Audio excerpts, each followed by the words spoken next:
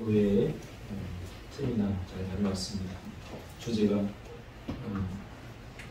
팬데믹으로 인한 대면 예배, 비대면 예배에 대한 정의에 대해서 제가 학교 다닐 때 마지막 남은 교수님인데 제가 학교 다닐 때 마지막 남은 지금 최고령 시니어로 정신대 신경을 버티고 계신 김지찬 교수님이 정의를 이렇게 내려주셨고 세미나를 했습니다.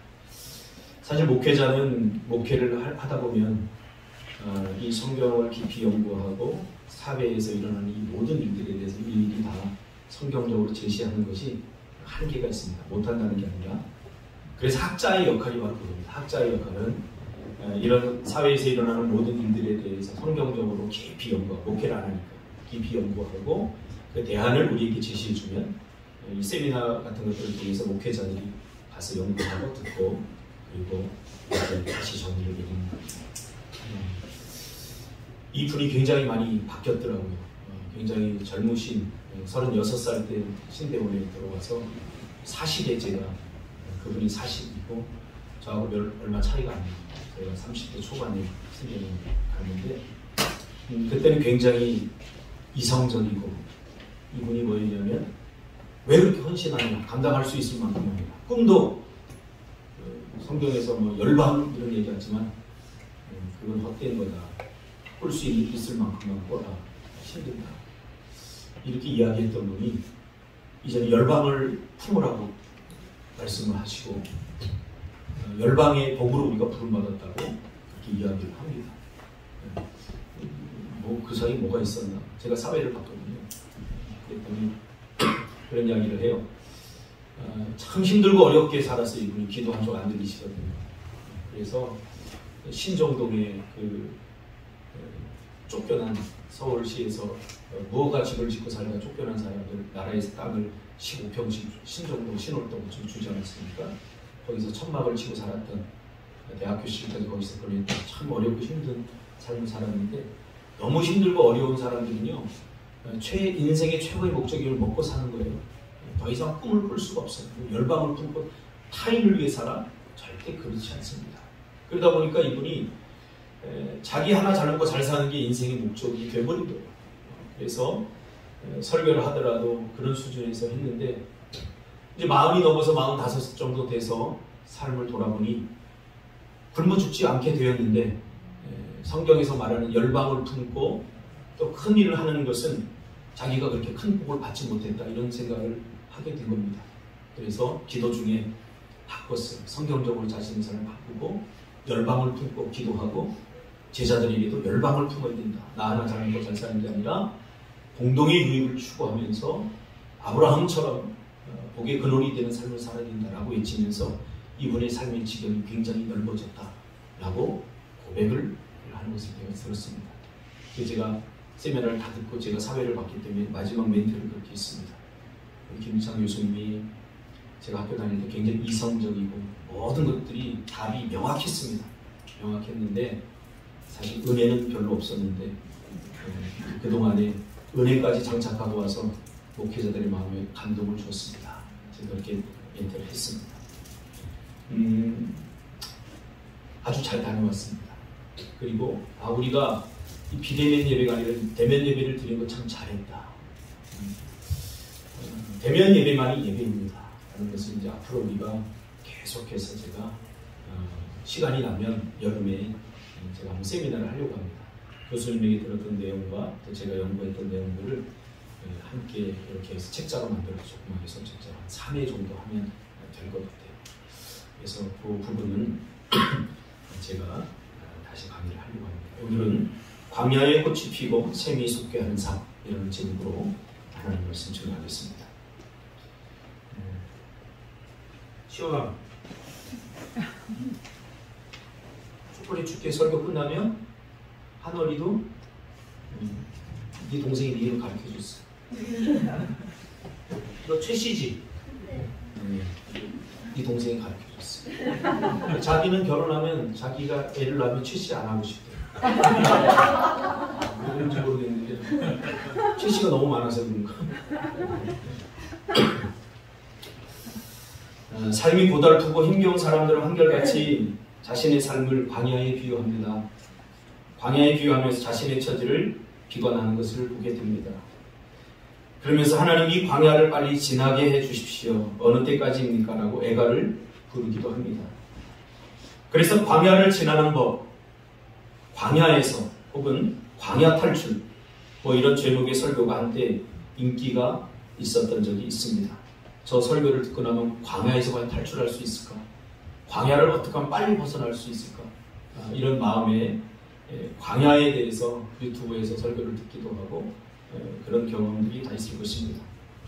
아마 여러분 중에도 혹시 자신의 삶이 광야에 놓여 있다고 절망하거나 낙심하고 있는 성도들 있습니까?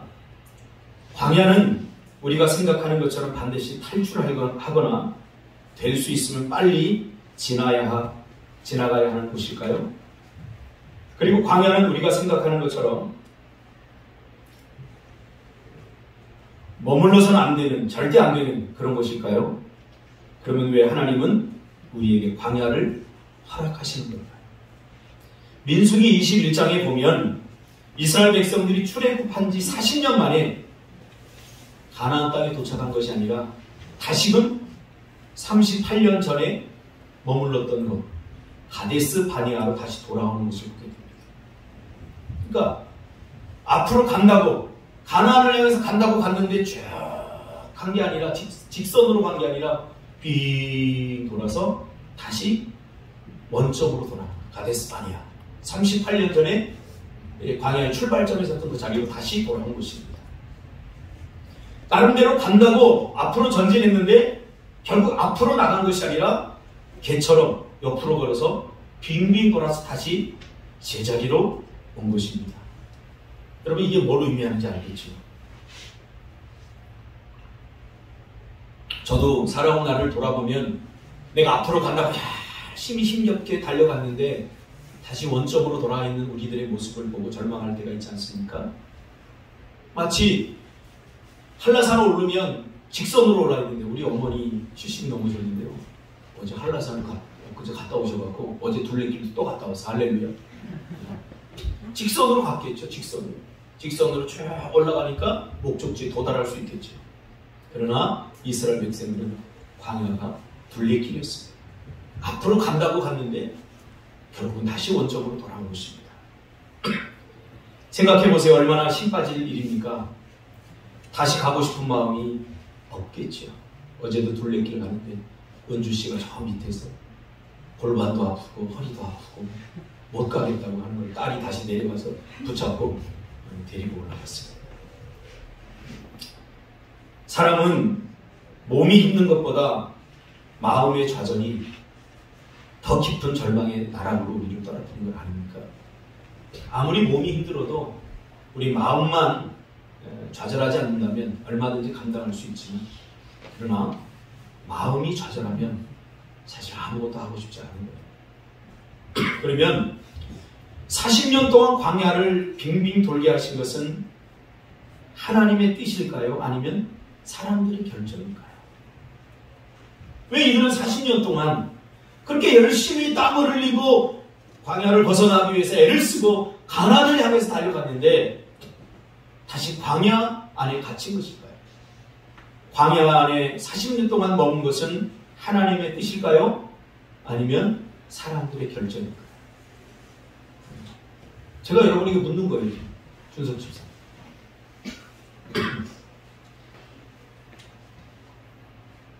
하나님의 뜻일까요? 사람들의 결정일까요? 감사합니다. 교묘한데? 저도 모르겠어요. 여기에 대한 답은 여러분들이 오늘 설교를 들으면서 각자 내리세요. 근데 가데스 바네아에 딱 도착을 했는데 심한 기근과 갈증의 처지에 놓이게 됩니다. 그러니까 그냥 첫 번째 출발할 때 40년 전에 그 결기들은 다 없어져 버리고 다시 원점에 섰는데 이제는 더 힘들어진 거예요. 심한 기근과 갈증의 상황에 놓이게 됩니다. 이스라엘 백성들은 광야라는 깊은 수렁에 빠져서 헤어나오지 못하고 있는 것이죠. 성경을 보면 우리가 생각하는 것처럼 광야가 그렇게 부정적으로 표현되지 않았음을 발견하게 됩니다. 광야는 우리가 원하든 원하지 않든 반드시 지나가야 하는 인생의 필수 과정이기 때문입니다. 아니 어쩌면 우리 인생 전체가 광야라고도 볼 수 있습니다. 하나님의 백성들은 보이는 광야라고 하는 현재적 상황과 보이지 않는 하나님의 나라라고 하는 영적 공간 안에서, 그리고 시간적으로는 연대기적 시간, 흐르는 시간, 정해진 시간을 의미하는 크로노스와, 그리고 순간적으로 주어지는 기회의 시간인 질적인 시간, 위로부터 주어지는 은혜의 시간인 카이로스의 시간을 동시에 살아가는 사람들이기에, 사실 지금 내가 처해 있는 이 형편, 나의 처지, 나의 상황에 크게 낙심하지 말아야 합니다. 기독교를 잘못 이해하고 있는 사람들은 종교적 수준에 머무르게 되는 이유가 되기도 합니다. 하나님을 믿는 것이 그저 평안하고 안락한 삶, 좋은 때, 좋은 시절, 좋은 환경을 누리기 위한 수단으로 삼으려고 하는 유혹에 많은 그리스도인들이 빠져있는 것을 보게 됩니다. 그러니까 내가 처해 있는 지금 상황이 광야라고 생각하면 우리의 입에서 불평과 원망이 나올 수밖에 없습니다. 내가 하나님께 기도했는데, 내가 하나님께 믿음으로 이렇게 살고 헌신하며 살았는데 여전히 내가 광야라니, 우리가 도저히 수용하고 받아들일 수 없는 상황이죠. 그러나 믿음의 차원에서 사실 가장 중요한 것은 좋은 환경, 문제없는 평안한 삶이 아니라 하나님과의 관계입니다. 성경 66권 전체가 지향하는 것은 예수 믿고 잘 되고 하나님 믿어서 형통한 삶을 사는 것이 아니라, 성경 66권 전체는 죄로 말미암아 깨어져 버렸던 하나님의 관계를 회복하는 관계식에 있습니다. 성경은 하나님과의 좋은 관계를 믿음으로 표현하고 있습니다. 믿음, 그러면 하나님이 나와 좋은 관계를 맺고 싶구나, 이렇게 번역하면 됩니다. 왜 우리가 믿음으로 살아야 됩니까? 믿음을 통해서만 하나님과 좋은 관계가 유지되기 때문입니다. 그래서 사실 인생의 모든 날 모든 순간은 믿음의 훈련의 과정인 것입니다. 그런데 믿음은 무엇과 관련이 있습니까? 히브리서 11장에 보니까 믿음을 이렇게 문장으로 정의해놨어요. 믿음은 바라는 것들의 실상이요 보이지 않는 것들의 증거다라고 말합니다. 무슨 말입니까? 믿음은 보이는 데서 찾는 것이 아니라 믿음은 보이지 않는 데서 찾아야 한다는 말입니다. 믿음은 우리가 생각하는 것처럼 눈에 보이는 좋은 환경들, 눈에 보이는, 또 우리가 측량할 수 있고 계측할 수 있는 눈에 보이는 어떤 것에서 믿음이 발생하지 않는다. 믿음은 눈에 보이지 않는 것에서 발생하기, 우리는 믿음을 보이지 않는 데서 찾아야 한다 라고 말해주는 것입니다. 부활하신 예수님을 나는 내 눈으로 보고 내 손으로 그 창자국을 짚어와서 감각으로 느껴봐야, 내 눈으로 보아야 예수님 부활한 것을 믿겠다 라고 고백한 도마 앞에 예수님은 보지 않고 믿는 믿음이 복되다 라고 말합니다. 믿음에 관한 이야기입니다. 우리는 자꾸 보이는 곳에서 믿음을 찾으려고 합니다. 기도가 응답되고 내가 원하는 어떤 그 생각대로 되어질 때 우리는 믿음을 거기서 얻으려고 합니다. 물론 그런 것들이 우리의 믿음을 강화시켜주는 것은 사실입니다. 기도가 응답되고 내가 원하는 것들이 이루어질 때 하나님께서 나와 함께 하시는구나 이러면서 믿음이 강화되는 것은 사실이지만, 그러나 그것이 믿음의 발생은 아닙니다. 즉 믿음은 보이지 않는 데서 찾아지는 것이라고 말씀하시지 않았습니까? 또 막달라 마리아에게 빈 무덤을 보면서 왜 나를 거기서 찾느냐고 합니다. 믿음은 보이는 방식으로 우리에게 존재하지 않습니다. 그러므로 광야는 보이지 않는 데서 하나님을 찾는 믿음의 훈련 과정입니다. 이스라엘 백성들이 비록 하나님의 은혜로 출애굽하였지만 그들의 믿음은 여전히 미숙하고 여전히 어렸습니다. 가나안은 이 어린 믿음으로 살아내기는 너무나 벅찬 곳입니다. 그래서 하나님께서는 광야 40년 동안, 어쩌면 40년이 아니라 광야 내내 80년이 될 수도 있었고 90년이 될 수도 있고 100년이 될 수 있는 그 시간을 하나님께서는 무엇에 하려 했습니까? 보이지 않고 보지 않고 믿는 믿음에 대해서 훈련하실 것입니다.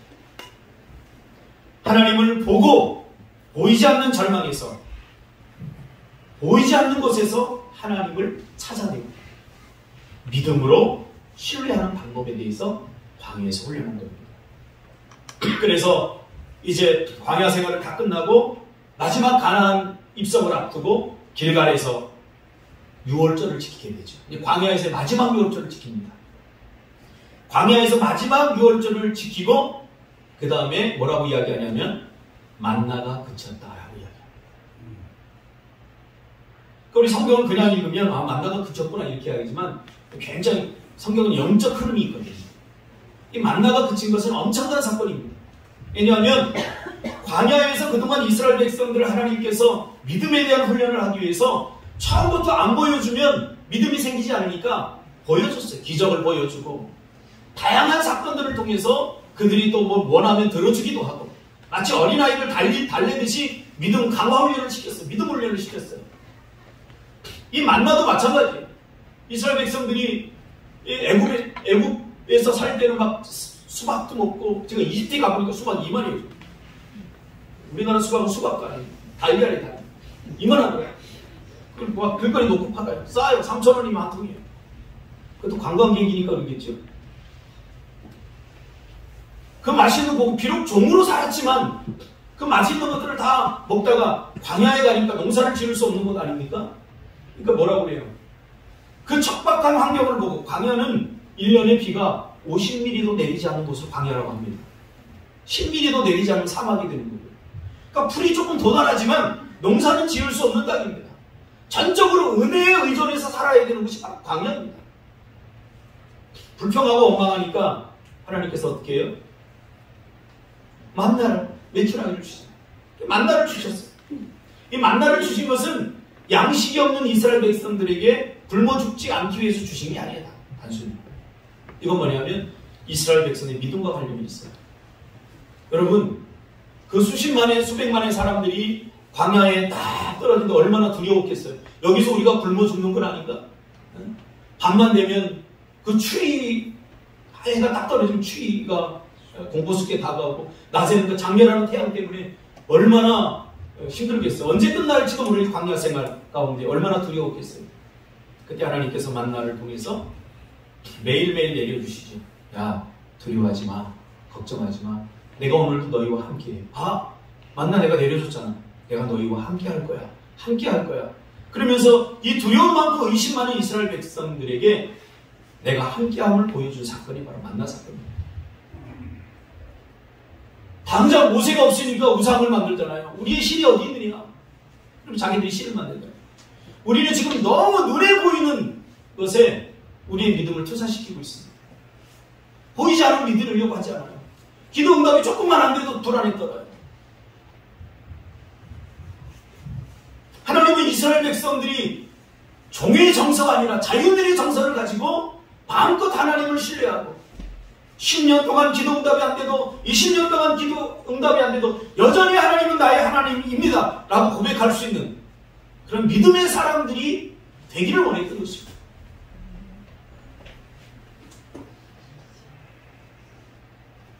광야 생활을 끝나고 이제 가나안에서는 어떤 삶을 살아야 됩니까?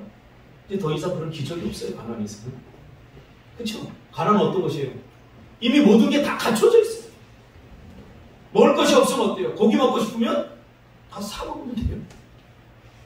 이제 텐트 치고 살 필요도 없어요. 모든 것이 다 갖춰져 있어요.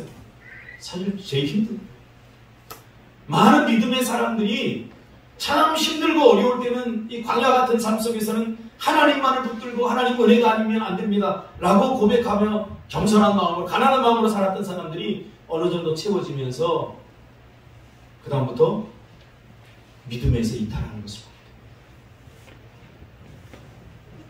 그래서 가나안에 들어가면서 하나님이 이스라엘 백성에게 이야기한 게 있죠. 기억하라. 하나님의 은혜는 기억을 통해서 전수가 돼요. 잃어버려요. 종이었던 사실. 종이었던 사실을 잃어버리면 내가 다른 사람을 또 종으로 삼게 되어 있어요. 이게 우리. 그래서 광야에서 다양한 훈련들이 제공되는데 가장 중심적인 훈련은 어떤 훈련입니까? 믿음의 훈련의 한 부분인데 뭐냐면 언어. 광야 40년 동안 하나님께서 가장 집중적으로 다루시는 부분이기도 합니다. 하나님이 웬만한 것은 그냥 넘어갔는데 절대로 넘어가지 않는 부분이 있는데 그건 뭐냐면 바로 이스라엘 백성들의 언어, 습관, 불평과 원망을 쏟아내는 모습. 이거 절대로 그냥 넘어가지 않았어요. 불평과 원망 안에는 하나님을 공격하고 하나님을 거절하는 반감의 정서가 가득 담겨있기 때문입니다. 하나님이 왕이 되어서 하나님의 백성으로 자유민으로 살아가야 되는데 왕을 거절하는 행위예요. 불평과 원망. 반드시 기억해야 됩니다. 죄를 짓고 난 후에 인간의 태도가 바로 불평과 원망 아닙니까? 아담이 그랬잖아요. 당신이 내게 만들어준 그 여인 때문에 내가 죄를 졌다. 책임을 전가합니다. 불평합니다. 그럼 뭐예요? 당신 책임이다. 당신이 만들어주지 않았으면 죄를 짓지 않았을 것인데 당신이 만들어서 그 여인으로 하여금 나에게 유혹해서 내가 죄를 지었다 이렇게 얘기합니다. 이게 바로 죄를 짓고 난 이후에 인간의 태도입니다. 불평과 원망. 그래서 불평하지 말라는 거예요. 가인 보세요. 가인. 자기가 화가 나서 열받아서 그 분노를 주체하지 못하고 쳐 죽였잖아요. 동생. 그래 놓고서 뭐예요? 가인에게 하나님 그래요. 아벨이 어디 있니? 그러니까 하나님께 따지듯 묻잖아요. 내가 내 동생을 지키는 자이니까? 얼마나 교만하고 뻔뻔한 태도입니까? 언어는 우리 존재를 드러내주는 가장 중요한 수단이지 않습니까? 그가 어떤 사람인가를 알려면 그 마음이 어떠한가, 그의 영적 상태가 어떠한가를 알려면 그 사람이 어떤 말을 하는가를 보면 알 수 있어요. 그러므로 어떤 한 사람의 언어에는 그 사람이 처해 있는 정신적이고 영적인 풍경을 우리에게 적나라하게 보여줍니다. 어떤 사람은 거칠고 투박한 말을 하는데 그 마음은 따뜻한 사람이 있습니다. 그렇죠? 그의 마음의 영적 상태를 우리가 알 수 있잖아요. 저희 노예에도 저한테 좀 뎁뎁거리는 목사님이 있어요. 지덕질하고 재수없어요. 그런데요, 따뜻해요. 막 싫지 않아. 이번에도 족구 하러 갔는데 제가 이제 허리를 다쳐서 족구를 못해요.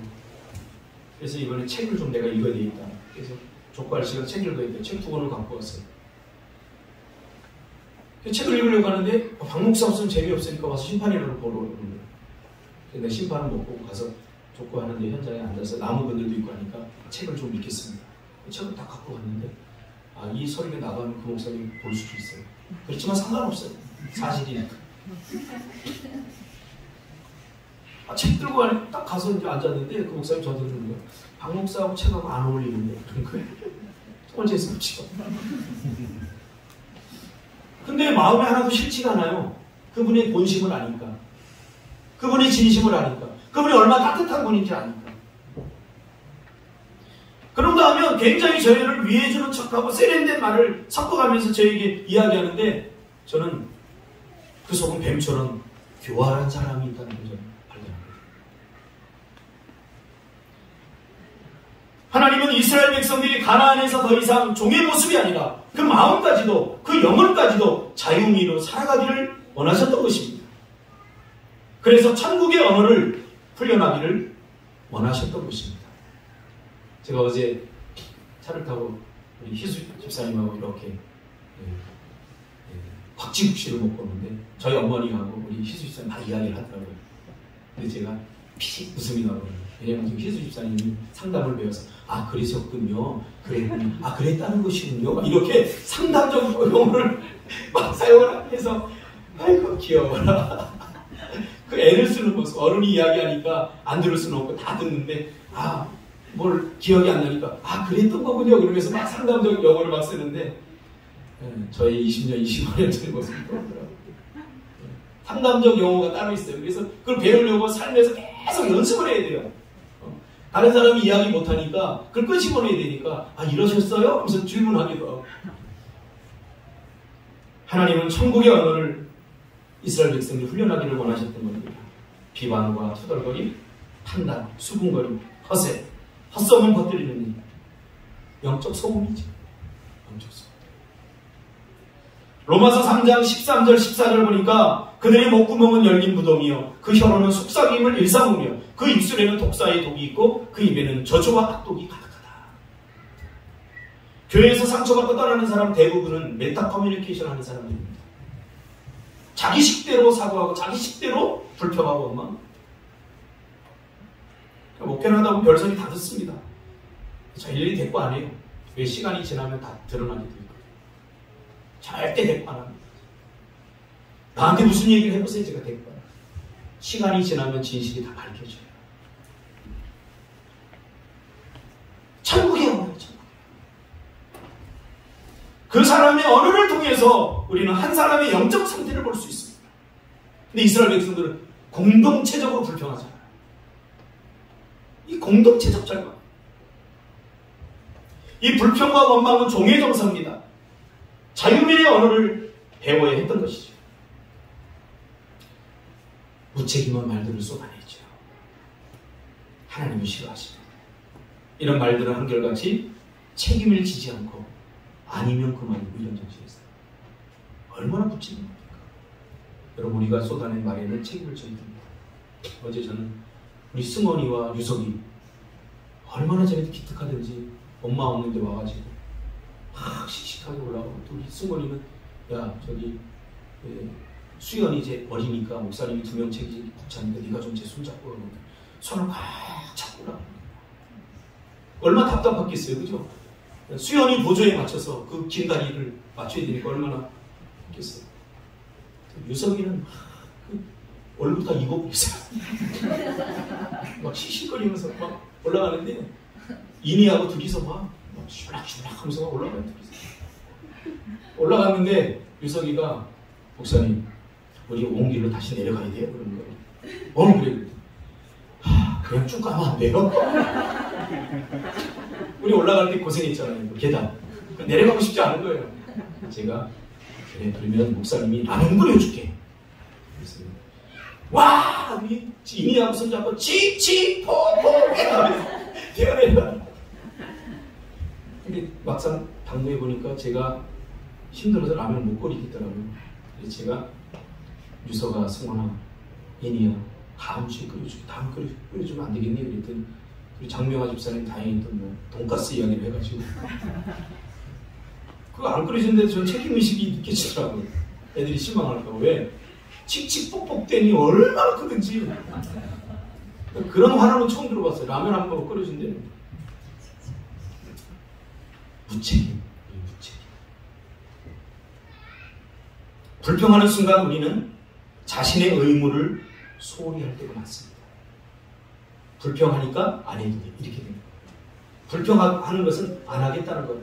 도와주지 않겠다는 거예요. 불평하는 거예요. 그러니까 자기 합리화죠. 얼마나 무책임합니까? 이스라엘 백성들이 광야에서 40년 동안 한 것이 무엇입니까? 어떤 상황에 직면하게 되면 어떻게 해서든지 거기에서 하나님의 뜻을 묻고 해결하려고 하기보다는 누구 잘못인가? 그래서 책임 전가를 했어요. 야, 누구 때문에 우리가 이렇게 목마른가? 누구 때문에 이렇게 배고픈가? 그래서 눈에 보이지 않는 하나님을 원망하기 그러니까 모세를 향해서 원망하는 거예요. 사실은 모세를 향해서 원망한 게 아니라 하나님을 향해서 원망한 거예요. 여러분 저를 마음껏 원망하세요. 그러면 저는 그걸 번역하겠습니다. 하나님을 원망하고 있다.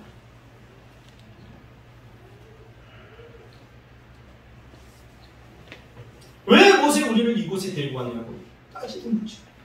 데리고 오지 않았으면 차라리 종이었을지언정 저 애굽에서 먹을 거 실컷 먹으면서 살아가는 누가 데리고 와요? 자기들이 가나안 땅 준다고 하니까 무상으로 준다고 하니까 자기들이 판단하고 자기들이 선택해서 온 것이죠.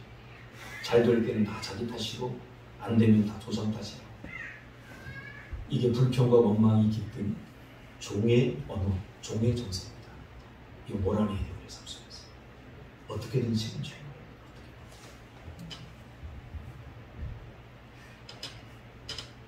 그런데 이 불평과 원망은 참 무섭습니다. 왜냐하면 자신도 죽이지만 주변을 온통 회색지대를 만들고 희망을 빼앗아버리게 돼요. 저는 이 얘기잖아요. 우리 젊은 제자들. 불평하고 원망하는 사람이 있다면 목사님이라도 멀리 가라.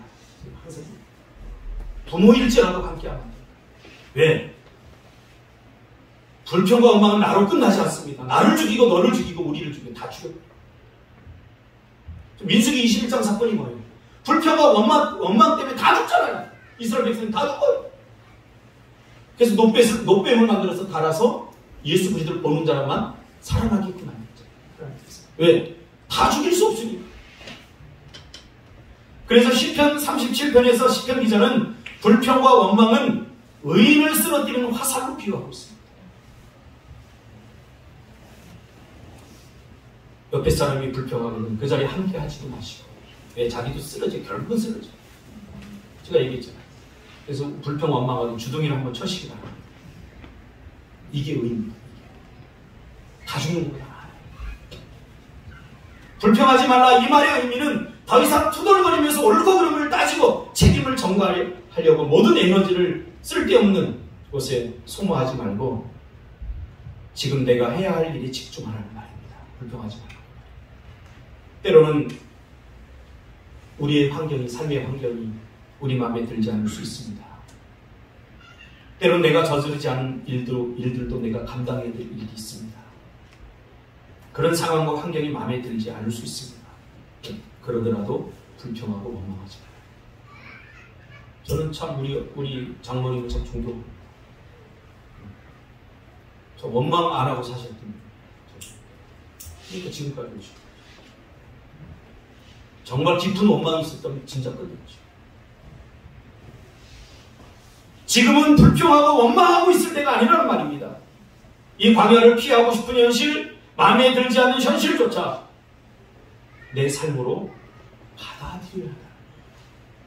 제가 이 예배 나오기 전에 인천의 한 섬에 40 먹은 아들, 눈도 멀고 좀 정신이 지쳐 있는 아들을 한 노모의 어머니가 그 아들을 케어하면서 지내는 엄마의 봄날 뭐 이런 거 어머니가 보시기에 잠깐 봤어요. 그 엄마는 자식 그렇게 낳았다고 불평하고 원망하지 않아요. 어떻게 해서든지 이 자식보다 최대한 늦게 죽으려고 받아들이고 수용하는 거예요.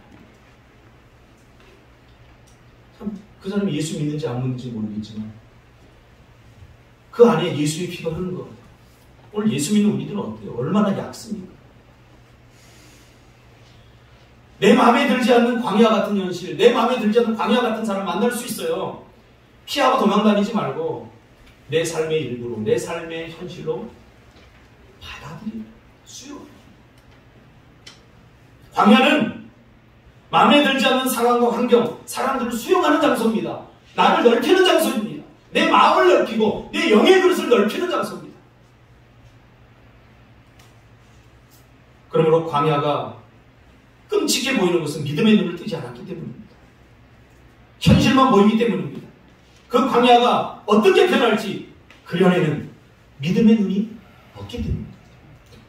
제가 오늘 새벽에 문자 한 통이 와서 봤어요. 우리가 잘 아는 김의선 PD 잘 알죠. 우리 교회에서도 여러 번 강연하고 제가 목회 제주도 왔을 때 첫 번째 친구가 되어준 저보다 10년이 어리죠. 격동방사 김의선 PD. 둘째 아들 준호가 좀 몸이 안 좋아서 병원에 가서 진찰을 받았더니 혈액암 일 가능성이 거의 90% 이상이라고 3년 정도 치료를 받아야 된다고 다급하게 저에게 문자가 왔어요. 얼마나 놀랐겠습니까? 우리 자식들이 혈액암 안 걸려서 다행이라고 생각하십니까? 그런 마음 갖고 살면 안 돼요. 이게 누구의 죄냐? 따져서도 안 돼요. 성경에 보니까 뭐예요? 병든 아이를 놓고 유대인들이 따지잖아. 예수님 이게 누구의 죄 때문입니까? 따지잖아. 닥쳐라 예수님. 그게 뭐 중요하냐. 지금 고칠 때다. 고쳐주시지. 불평하지 마라. 바로 그런 의미예요. 제발 닥쳐라. 지금 불평할 때가 아니야. 불평하면서 내가 해야 할 일을 안 하는 거예요. 불평하면서 내 책임이 아니라고 전가시키는 거예요. 이게 얼마나 볼 때예요. 우리 아이들이 학교에서 시험 보고 나서는 불평하죠. 아, 선생님이 개떡같이 가르치고 시험도 이상하게 내네? 자기 학력이지. 그러나 시험 점수 적게 나오면 아, 정신 차려야 되죠. 내가 지금 불평하고 원망할 때가 아니라 내가 열심히 했는데도 점수가 이 정도밖에 안 나오면 민우가 어떻게 돼? 더 열심히 해야죠. 그렇죠? 미안해, 네가 앞에 앉아서 너밖에 안 배웠어. 걷다 대고 선생님이 저 따위 가르치면서 나 학원 다니니까 엄마 나 학교 그만둘 거야. 그러면 이거 희망이 아닐까. 근데 똑같은 선생님에서 배운 어떤 네 친구 누구는 90점 맞았어요. 이런 일이 벌어진다. 그러므로 우리가 처해 있는 지금 상황이 비록 광야일지라도 여러분 마음에 들지 않을지라도 믿음으로 산다면 그것에 꽃이 피고 샘이 솟아난다는 거예요. 그러니까 우리는 가려서는 안 돼요. 안락한 삶, 광야 이를 가려서는 안 돼요. 믿음의 사람은 가리는 게 아니에요. 다만 우리는 광야일지라도 그것에 꽃이 피게 하는, 광야일지라도 그것에 샘이 솟게 하는 그런 일을 하는 사람들이 믿음의 사람들이에요. 할렐루야. 제가 이스라엘 가보니까요, 사막에 푸르 때 거기 제 후배가 하나 있어요. 히브리 대학에서 공부하는 친구가 있는데 그 친구가 차를 타고면서 그래요. 형님, 유대인들 아주 골 때리는 놈들이에요. 왜냐하면 제가 보니까 한눈에 들어와요. 그 푸른 초장이. 그러니까 눈이 한눈에 들어오잖아요. 그러면서 막 의시되면서 한국인한테 물어보면, 이 친구가 또 강원도예요. 고향이. 야, 너 봤어 저거? 우리나라 대단하지? 저 사막에 물을 끓여대가지고 저 숲을 만들었어. 야, 니네 나라에 숲 있어? 이렇게 물어봤대. 그래서 그 묻는 게 하도 기특해서 아니, 이거 참 대단하다 그렇게 얘기했대. 참 대단해. 사막에. 그러니까 어떻게 사막에 샘이 솟나요? 그러니까 밑에 요단 그 물줄기 그 물을 끌어다가 요보다 더 얇은 요 마이줄 그 줄보다 더 얇은 그 사막에 엄청 깔아놓고 구멍을 바늘구멍만큼 뚫어놓고 물이 계속 공급되게 하는 거예요. 그러니까 그 푸르지. 내 삶이 사막이라고 불평하지 마시고 믿음은 사막에 샘이 솟게 하고 믿음은 사막에 꽃이 피게 하는 줄 믿습니다. 믿음만 있으면 되는 거예요. 저도 이 사막으로 오지 않았습니까? 이 사막으로 왔어요. 그래서 이번에 갔더니 목사님들이 어떻게 잘 돼? 방에서 잘 돼? 성도도 어떻게 좀 늘었어? 목회는 재미있어? 그 광야에서 목회하는 거 얼마나 힘들어. 그래서 제가 그랬어요. 닥치시오. 광야에 꽃이 피고 있어. 광야에 샘물이 솟아나고 있어. 우물 있는데 누가 물 높으면 겁니까? 그러나 우리의 사명은 광야에 꽃을 피게 하고 사막에 샘이 솟게 하는 그런 일입니다. 제가 얘기했잖아요. 지금밖에 안 보이니까 저는 천억의 비전이 하나님이 우리에게 주신 비전이라고 저는 믿습니다. 저는 이번에도 김지참 그 교수님이 저에게 했던 요만큼만 꾸니까 요만큼밖에 제가 못하더라. 저는 진작부터 그랬어요. 열방을 품고 천억의 비전을 갖고 지금 되어가고 있잖아요. 준승 집사. 그렇지? 너 안 되고 있니? 잘 되고 있죠? 너같이 미련한 애도 되고 있죠? 너같이 희망이 없는 애도 되고 있죠? 보세요. 믿음만 있으면 돼요. 기도하겠습니다.